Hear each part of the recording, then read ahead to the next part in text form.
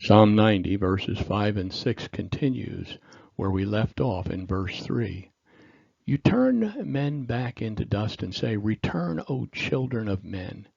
And we learned that mankind was created to live forever. But by Adam's transgressions, the Spirit of God departed him on the day of his rebellion, and the angel of death came to planet Earth, and the corrupt human body returned to dust. All humanity has inherited Adam's bifurcated nature. Verses 5 and 6 of Psalm 90, you have swept them away like a flood. They fall asleep. In the morning they are like grass which sprouts new. In the morning it flourishes and sprouts anew. Toward evening it fades and withers away. Because Israel had to march through the wilderness for 40 years until all of the rebellious generations had passed away.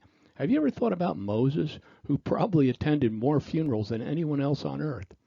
Just as man's body was taken from the dust in the ground, Moses saw those bodies put back into the ground from which they came.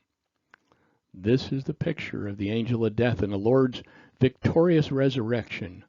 When you bury your loved ones, you are planting that body and by faith expecting a resurrection someday.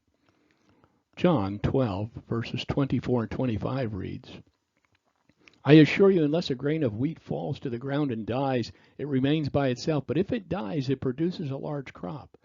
The one who loves his life will lose it, and the one who hates his life in this world will keep it for eternal life.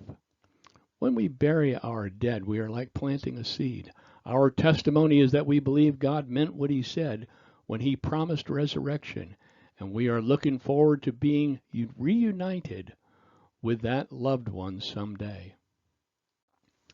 It is true that to some, death sends his gray harbingers before and gives them timely warning of his approach. But in how many cases does he arrive unannounced and lifting up his scythe, mow down the lofty? On shipboard there is but a plank between us and death. On horseback, but a fall. As we walk along the streets, death stretches a threatening finger from every tile upon the roofs. He comes up into our windows and enters into our palaces. He cuts off the children from without and the young men from the streets. Jeremiah 9:21 reads, Our life is less than a handbreadth.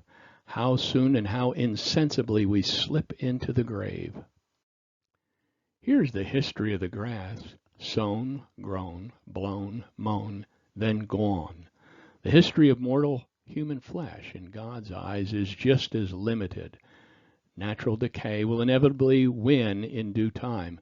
Not many are left to experience the full result of age, for death comes with his scythe, and our lives are swept away in the midst of its growth.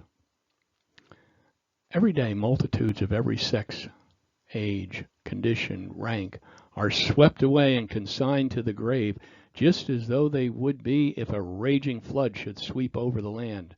From my perspective, having achieved a ripeness of age, it seems like only yesterday that I was a child. The morning saw the blooming and the evening sees the withering. Just as it is when a torrent rushes down the riverbed and removes all before it, so does the Lord sweep away by the angel of death the succeeding generations of men, both redeemed and those lost forever. David's human perspective is given in Psalm 39, verse 5. You indeed have made my days short in length, and my lifespan as nothing in your sight. Yes, every mortal man is only a vapor.